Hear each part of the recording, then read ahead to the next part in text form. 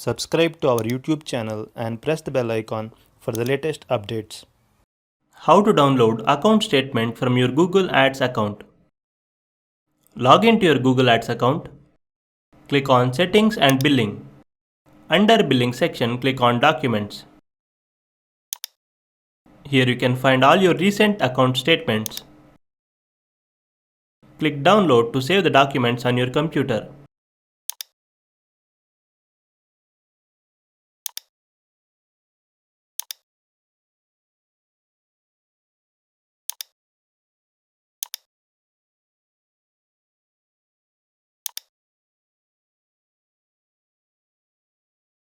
If you want, you can download multiple statements at once.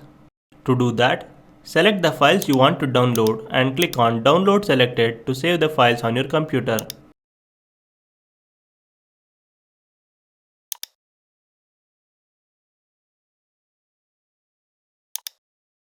This is how you can download account statement from Google Ads account. Thank you for watching.